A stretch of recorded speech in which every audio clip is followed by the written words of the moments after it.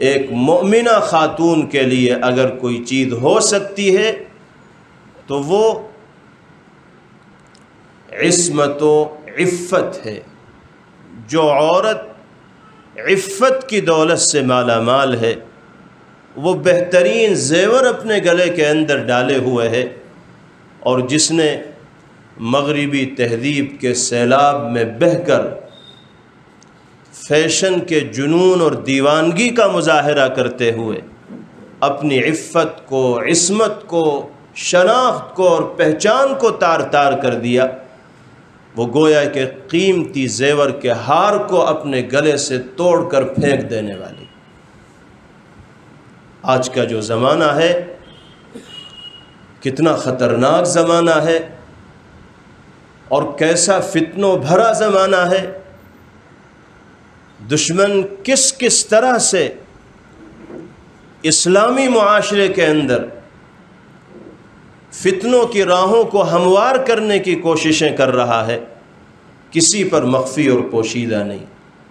لیکن افسوس اس بات پر ہے کہ سب کچھ جاننے اور بوجھنے کے باوجود ہمارا معاشرہ، چاہے وہ مردوں کا ہو یا عورتوں کا ہو، دشمن کے منصوبوں کو عملی جامہ پہناتے ہوئے دکھائی دے رہا ہے۔ ہم اس کی سازشوں میں برابر پھنستے چلے جا رہے ہیں۔ جس کلچر کو، جس تہذیب کو وہ ہمارے درمیان رائج کرنا چاہتے ہیں، ہم 2 قدم آگے بڑھ کر اس کلچر و تہذیب کو قبول کرتے ہیں اور اپنی پہچان کو پس پش ڈال دیتے ہیں۔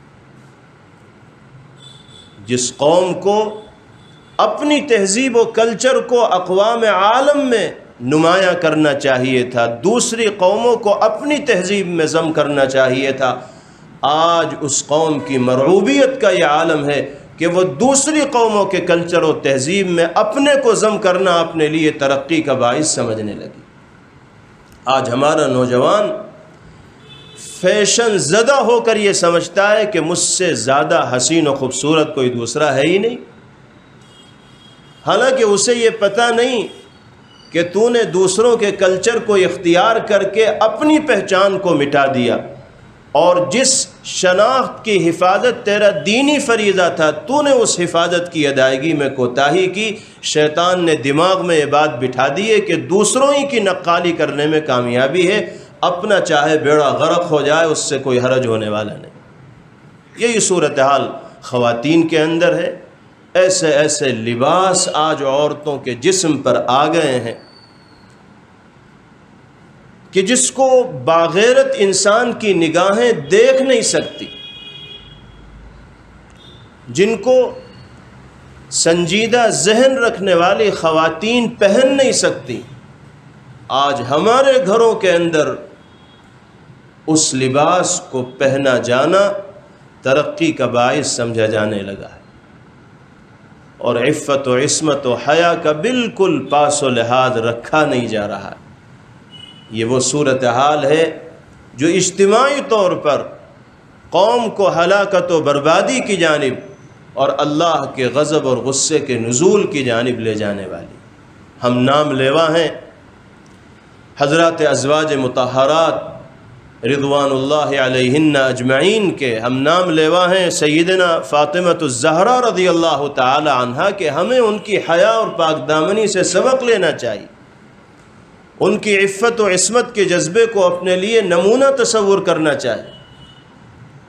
حضرت فاطمۃ الزہرا رضی اللہ تعالی عنہا کی حیا کا یہ عالم تھا کہ جب دنیا سے جانے کا وقت قریب آیا تو بڑی افسردہ، رنجیدہ اور کبیدہ خاطر بیٹھی ہوئی تھی۔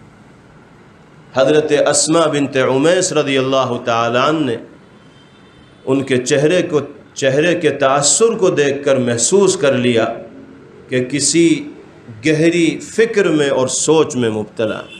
ہمت کر کے پوچھ لیا کہ کیا وجہ ہے، کیوں ایسی افسردگی اور فکر کے آثار آپ کے چہرے سے نمایاں اور ظاہر ہیں؟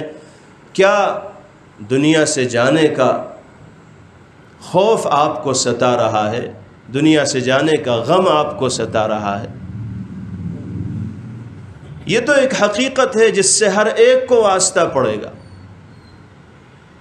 حضرت فاطمہ رضی اللہ تعالی عنہا نے ارشاد فرمایا کہ ایک مومن دنیا میں آتا ہی ہے اس یقین کے ساتھ کہ اسے دنیا سے ایک دن جانا ہے، دنیا سے جانے کا کوئی خوف مجھے ستا نہیں رہا ہے، اس کی فکر میرے چہرے سے ظاہر نہیں ہو رہی ہے، جو تأثر تم میرے چہرے سے دیکھ رہی ہو اس کی ایک اور وجہ ہے۔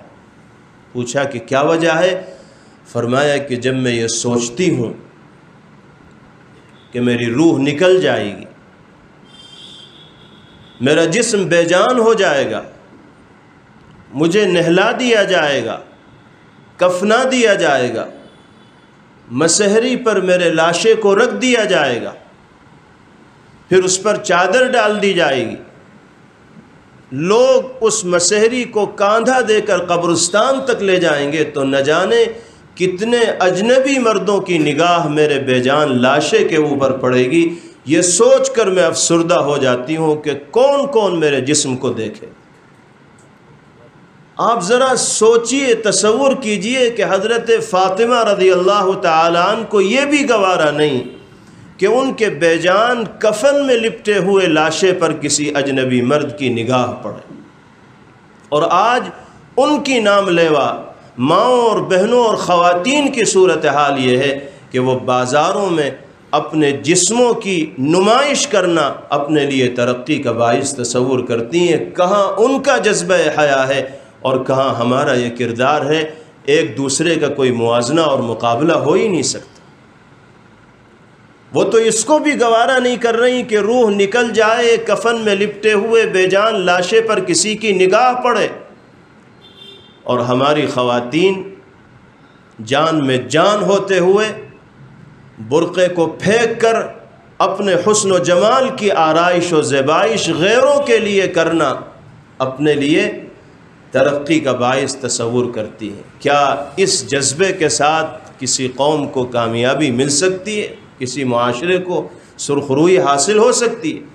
حضرت اسماء رضی اللہ تعالی عنہا نے جب یہ الفاظ حضرت فاطمہ رضی اللہ تعالی عنہا کی زبان سے سنے تو ارشاد فرمایا کہ آپ بالکل فکر مند نہ ہو، میں آپ کے جنازے کے لیے ایسا انتظام کرواؤں گی کہ کسی کی نگاہ آپ کے کفن میں لپٹے ہوئے لاشے پر نہیں پڑے گی۔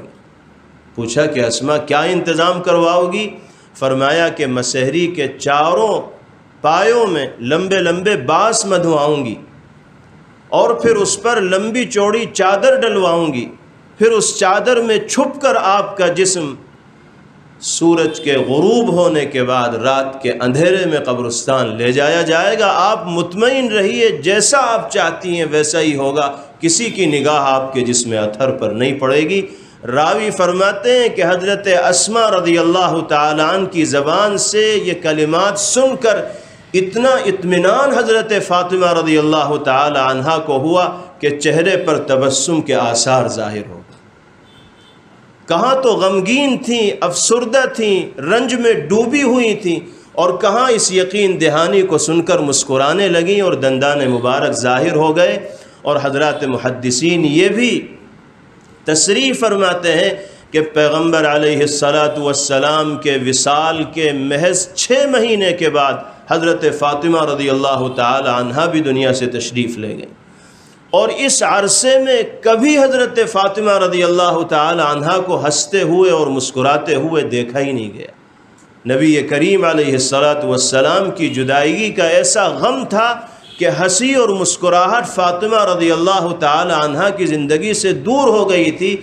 اگر ہنسی آئی ہے، تبسم ظاہر ہوا ہے چہرے سے، تو اس یقین دہانی کو سننے کے بعد کہ آپ کے کفن میں لپٹے ہوئے لاشے کے پردے کا ایسا انتظام ہوگا کہ کسی کی نگاہ اس پر نہیں پڑے۔ یہ واقعہ مسلمانوں کی آنکھیں کھولنے کے لیے کافی ہے، عورتوں کے عبرت کے لیے اور سبق کے لیے کافی ہے، اور مردوں کی عبرت کے لیے بھی کافی ہے۔ مرد یہ کیسے گوارا کر لیتے ہیں کہ ان کی حرم، ان کی ازواج، ان کی بیویاں اور ان کی بیٹیاں بے پردہ اپنے گھر سے باہر نکلیں۔ اس میں جتنا کردار عورتوں کا ہے اتنا ہی کردار مردوں کا بھی ہے۔ اگر مردوں کی طرف سے یہ پابندی ہو کہ گھر میں پردے کا ماحول بنانا ہوگا اور شرعی تقاضوں کے مطابق عمل کرنا ہوگا، تو جب مرد ہر بات منوانے میں گھر والوں سے کامیاب ہو جاتے ہیں تو دینی تقاضوں پر عمل کروانے میں وہ کیوں کامیاب نہیں ہو پائیں؟ کمزوری ہماری ہے، وہ ایمانی جذبہ ہمارے دلوں کے اندر نہیں پایا جاتا جو جذبہ ایک مسلمان کے اندر ہونا چاہیے اور جس کا اظہار اس طرح کے معاملات میں ہمیں کرنا چاہیے۔ اللہ تعالی ہم سب کو ایمان صادق نصیب فرمائے، جذبہ صادق سے باری تعالی ہمیں مالا مال فرمائے، اپنے ایمان کی قدردانی کی اللہ توفیق مرحمت فرمائے، ایمانی تقاضوں پر عمل باری تعالی ہمارے لیے آسان فرمائے۔